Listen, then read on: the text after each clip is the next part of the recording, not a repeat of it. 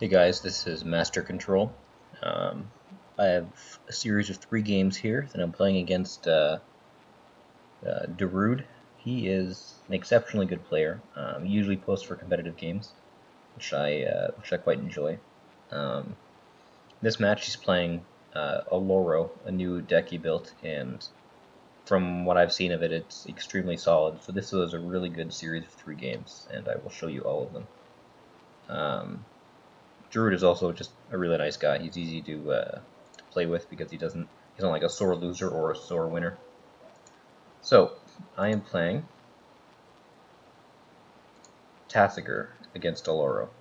Now I've expressed before how much I like Tasigur in a control matchup. Saying that, I think Oloro is the best general in the MTG-0 format. So let's start. He goes first. Gains 2 life. Puts out Expedition Map. Now, I'm not too scared to see that. But I have a fairly lukewarm hand. I also have a lot of, I have Damnation and Dismember, which against Oloro decks aren't usually that great, only because usually Oloro decks don't run a lot of creatures, and if they do, it's Reanimator, but you rarely see that. I would say 9 out of 10 times when you see an Oloro deck, it's strict control. Soup is Dark Confident down. Dark Confident down, rather. So I'm immediately on the back foot. So I put away Ancestral Visions, and then I dismember his Dark Confidant. He goes for Demonic Tutor. So now, now I'm sort of worried. I figure he went for Soul Ring there. I put a land down.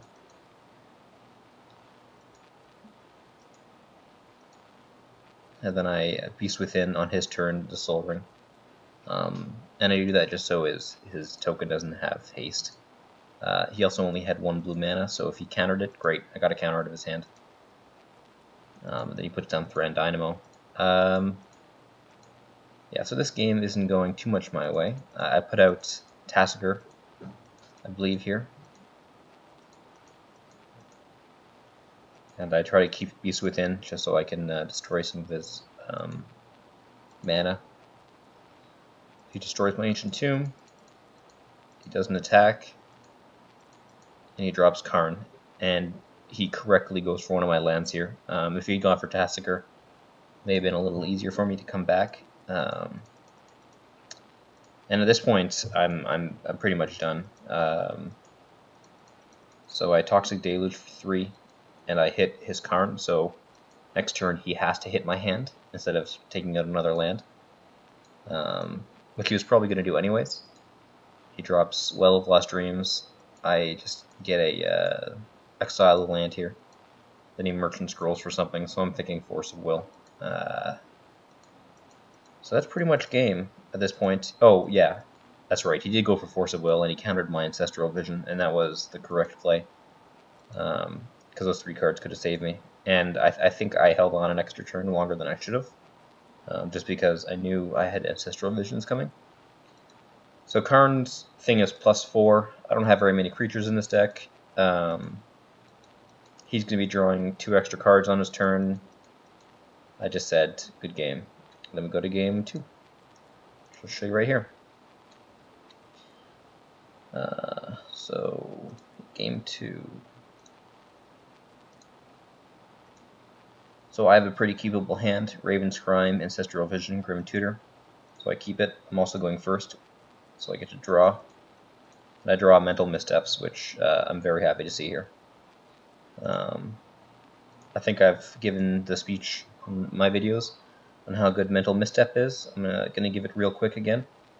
Mental Misstep against a competitive deck is so much better. I mean, it loses a lot of value when you're just playing an average deck, but if you're playing an average deck, if you have a competitive build, then you should be able to win without one useful card.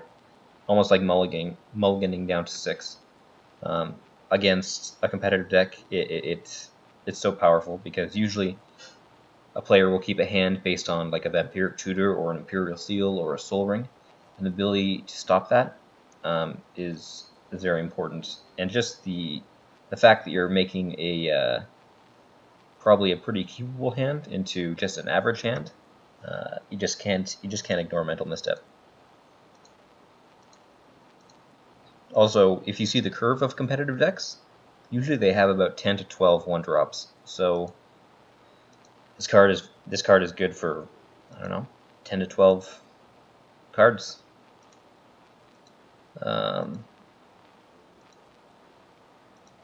Yeah.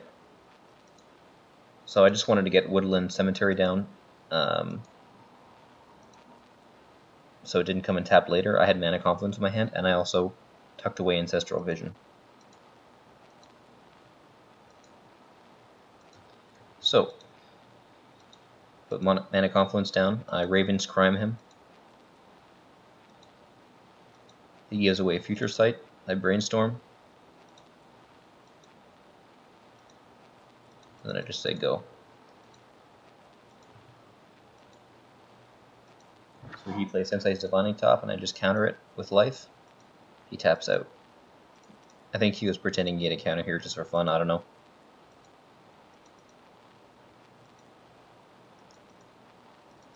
I Mind Twist him for 3. He's tapped out, so he could have forced it, but then I would have just gotten Force and another blue card, which would have been okay by me. Basically a him. And I'm happy to see that I got him to discard one of his counter spells. He didn't drop a land on his last turn. It's turn 5, so I'm thinking he kept a pretty poor hand. And this goes to show you, I guess, how good I think Mental Misstep is. He probably kept his hand because he had a Divining Top on top, and he could have delved for lands. And I took that ability away from him, and now he's on the back foot. So I tap out here to put a Corrosive Portal, and he gets a land, but at this point, because I'm drawing 1 extra turn, he only has 3 lands. It's going to be exceptionally difficult for him to come back. So I Raven's Crime him. I put Tasigur out. Just let him go. He has no answer. So I Grim Tutored for Feast and Famine here, and I decide not to drop it because I want to hold on to a counter. Feast and Famine, I already thought the game was in my control. Feast and Famine was purely because I wanted to speed the game up. There may have been better choices to go for, like Intuition, so I could have gotten my life from the loan package, or even Karn, so I could start dwindling his mana. But at this point, I have 1, 2, 3 counters in my hand. I have another tutor, so it would be very difficult for him to get out of this. So I just purely wanted to speed the game up.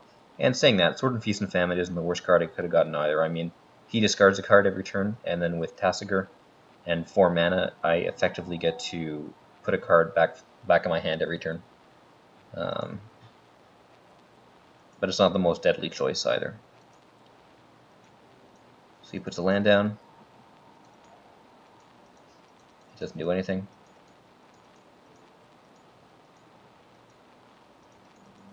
So I put Sword. He tries to counter it. And I counter him with a negate, which gives him a free turn to do things. But I'm not too afraid because he has 3 cards in his hand. Because it's Oloro, maybe some of them are counters, maybe not. But there aren't a lot of non-land permanents that he can play that would really scare me right now. If he tries to get rid of Tasigur, great. I mean, he's just used a card to get rid of my general, and I can cast it again fairly early. He plays Fabricate and goes for, I just believe he went for Chromatic Lantern or something. And you know what? I'll check right now because, yeah, he went for Chromatic Lantern. So I'm not too afraid of that, and he misplayed. He tapped his Meteor's Workshop, but I guess didn't click Chromatic Lantern, and he just F6'd. So I draw another counter here. I get him to discard a card. I'm just giving myself value before I attack.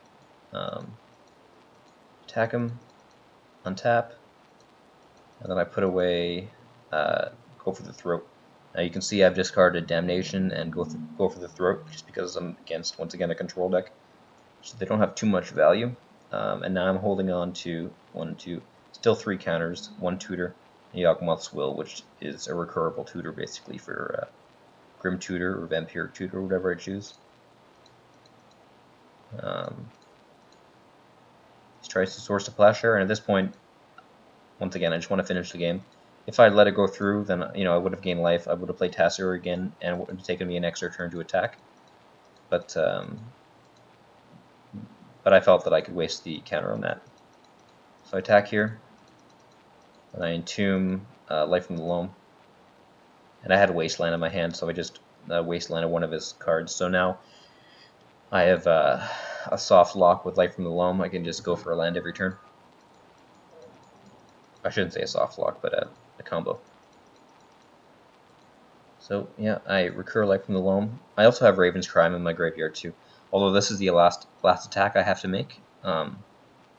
My sort of synergy here with Tasigur is complete. He has 0 cards in his hand. I have Life from the Loam to recur Wasteland and other lands. And the other lands I can throw away to Raven's Crime. So basically I'm keeping him at 0 cards on my turn, every turn, and reducing his mana. So this is a perfect example of how Tasigur is supposed to work, especially a control build. You can see 1, 2, 3, 3 counter spells in his graveyard,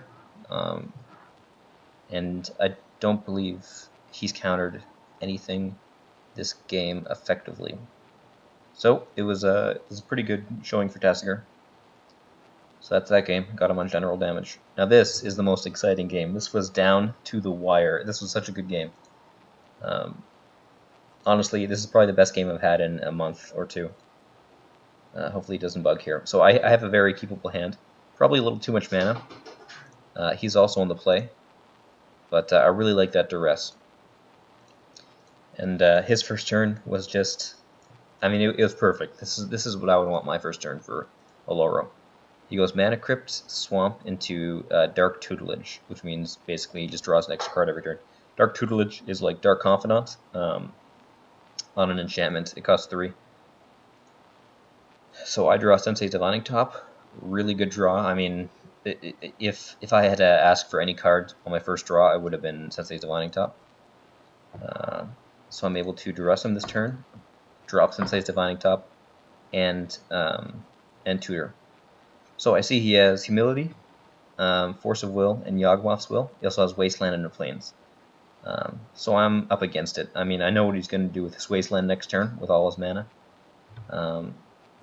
And with Humility, I'm running a control deck. I maybe only have 3 or 4 creatures in my deck, so that's not the scariest thing. Force of Will. I want to get away Force of Will, just so I know it's not in his hand. He has Yawgmoth's Will, but what's he going to recur? Humility? We'll see. So I get rid of Force, put down Mana Crypt, and then I see my own Yawgmoth's Will on top, Mana Drain, and Tomb Scour. So I put Mana Drain on top, although I can't use it this turn. I probably should have put Tomb Scour on top.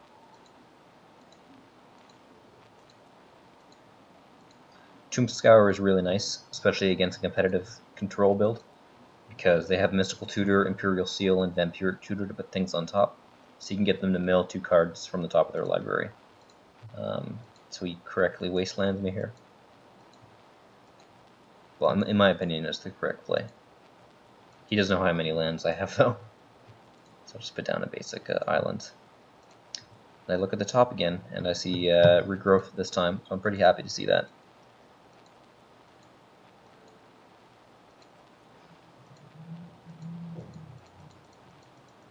Okay.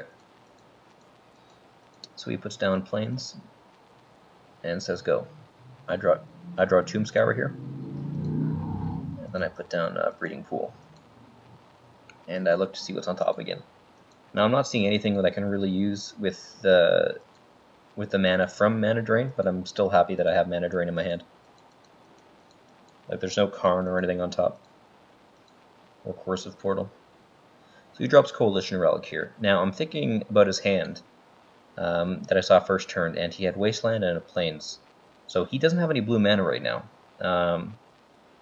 Now this might be a little aggressive, but I think it's the right play to Mana Drain his Coalition Relic. Although he's drawing 2 cards a turn, and there's a very good chance that he's going to get blue at any time, I still want to keep him off it as long as possible. And then he draws an Ancient Tomb here, so it was the right play. Well, it was the right play for now. So with that mana drain mana, I just oh yeah, I take away his Ancient Tomb. I look to see what's on top, and then I say go.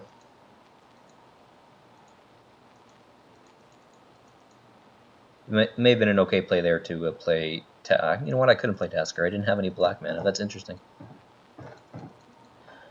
So he plays Colony Gem, and once again, I still want to keep him off his mana.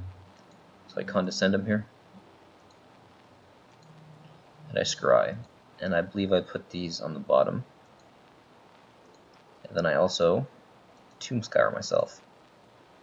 And I draw a land, which I'm not happy to see at all. That was probably a misplay. I would have liked to have kept rather Regrowth there. Because I have some good stuff in my graveyard. But I needed to find an answer for his Dark Tutelage, and I haven't so far. But at least I got my black mana, so I play my guy. And then I top here, and I'm really happy to see Tangle Wire on top, because this will slow the game right down until I can find an answer, like a more permanent answer.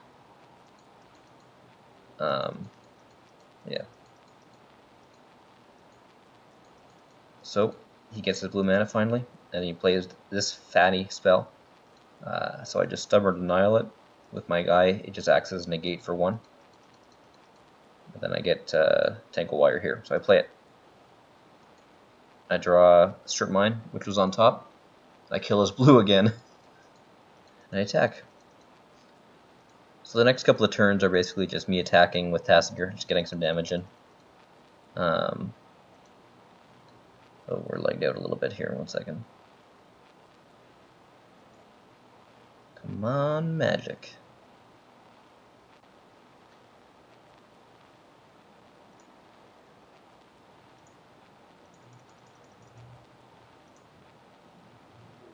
This is annoying. 1 second.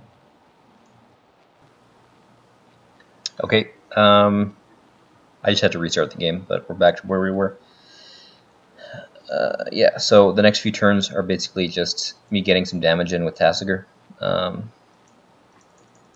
Really?